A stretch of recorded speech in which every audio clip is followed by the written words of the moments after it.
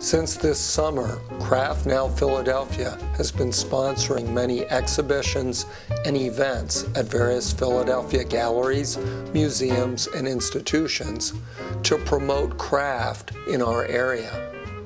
On November 14th, I attended CraftNOWCreate at the Kimmel Center. This free event featured demonstrations and hands-on activities for people of all ages. It was a wonderful way to spend an afternoon. I like this. This is fun. One of the most popular activities was getting to carve and then play your own wooden whistle. I'm Beth Ireland. I'm from Boston, Massachusetts. I do a traveling project about empowering people through the act of handmaking.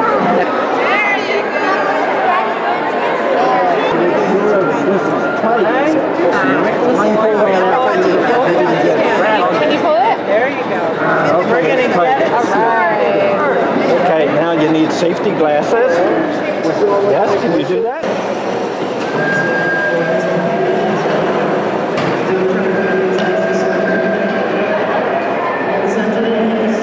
I see you have a whistle. Well, I made it by hand. We carved it. There you go.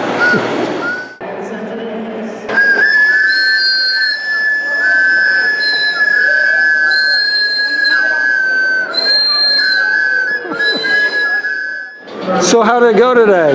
I'm not done yet.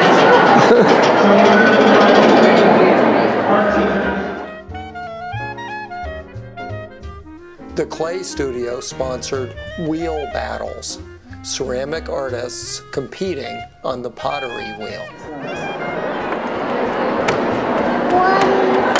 on, David, let's go. 5, 4, 3, 2, 1, 0. There we go, guys. That's it. I don't know. Let's let the numbers do the talking. 11 and a quarter for Mr. B. Oh, you beat me. Oh no! 10. Oh wow! Oh, what was it? An inch and a quarter more than his. Ah, there it is. All right.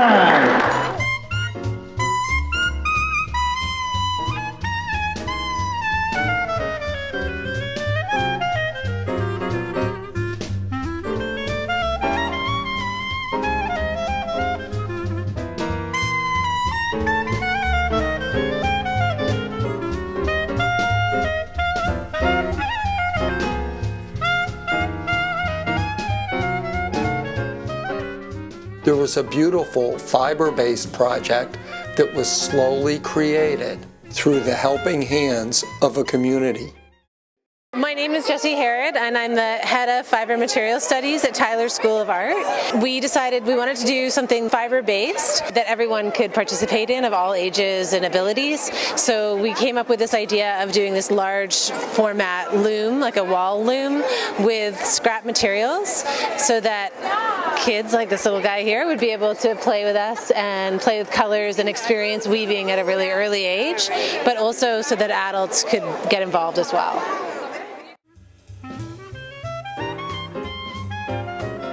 We had a nice tour of the University of the Arts glass blowing studio.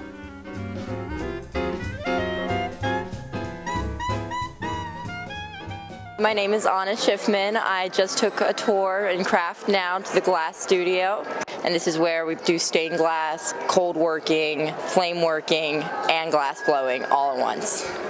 What we saw was the men in our studio blowing cups and making saucers. It's really fun, it's really hot, and I couldn't imagine doing anything different. UArt's jewelry students showed off their wares and demonstrated making chain. My name's Maria Barreras, and I'm a Craft and Materials Studies student at University of the Arts, and my concentration is jewelry metals. What we're doing today is we're making chain, so we wind the wire around the mandrel, we cut it off with a saw blade, and then we assemble it with pliers. And over there, Jen is a senior too. You can talk to her about her work. You're looking at student pieces from junior and senior year. What kinds of materials do they teach you to work with? Like silver, brass, or gold. Do you have to buy your own gold? Yes, we do. Is that cheap? Unfortunately, it's not.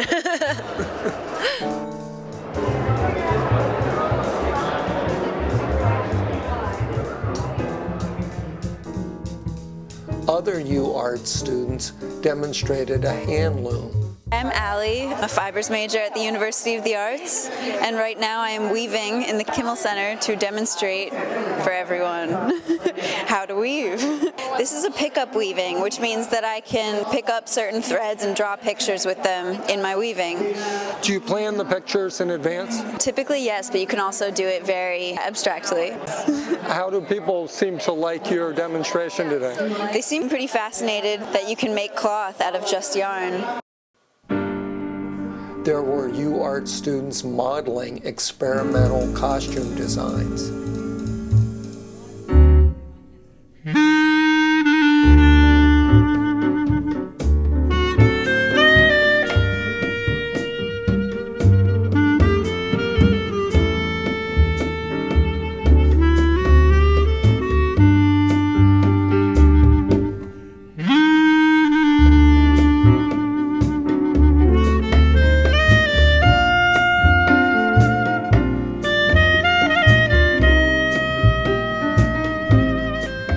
The Philadelphia Museum of Art taught little ones the basics of stained glass.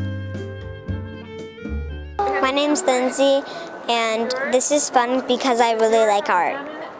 My name is Anna. I work with family programs at the Philadelphia Museum of Art, and I was asked to come here and help out. We have a lot of craft and design objects at the museum, so we felt like this was related. Have you ever seen stained glass art before? No. Well, Lindsay, if you can get to the Art Alliance by November 29th, you can see maybe the best stained glass artist in the world today, a woman from Philadelphia named Judith Schechter.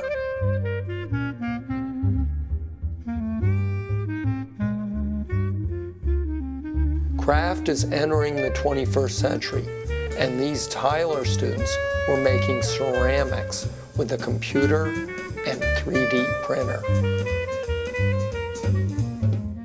We built this 3D printer, Delta Design is what it's called. And what's going on is we have clay in this cartilage right here, and we're extruding it using an air compressor, and our file is on our computer, and so it's all hooked up, so it's digitally printing our computer file in ceramics.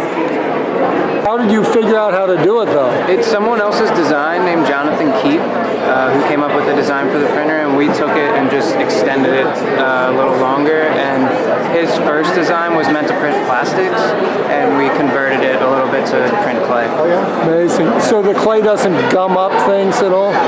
A little bit. That's why the fan helps, because the clay that's coming out right now is pretty sticky, so we need it to harden up a little bit before the next layer goes across it, so it can support the layer on top of it. The Art Alliance sponsored Andrew Dahlgren and his knitting machines. We have set up a knit lab here today, so people can come and make their own scarves or contribute to a large piece of fabric.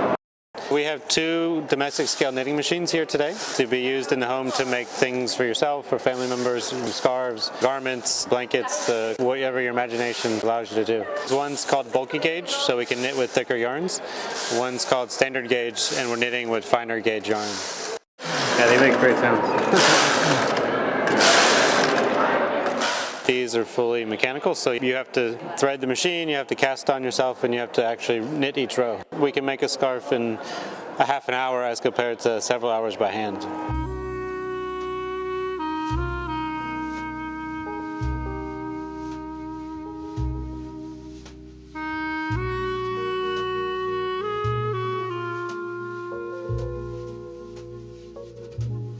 Derek Weidman is an up-and-coming artist in wood.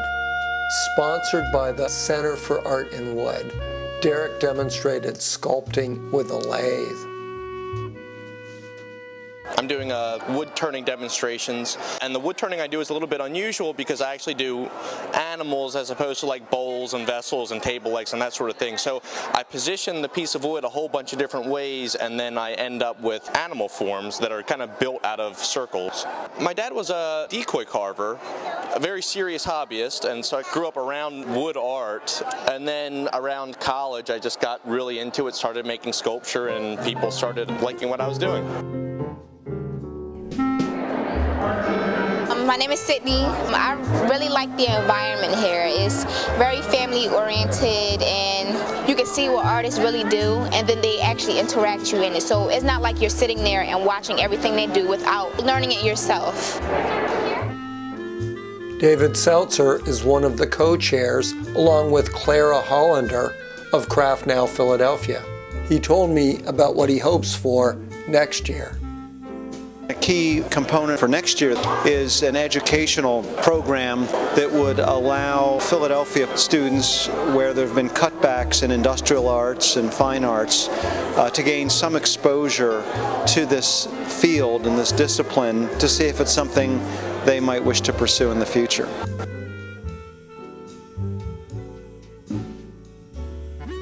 We're very encouraged about the long-term potential for Craft Now.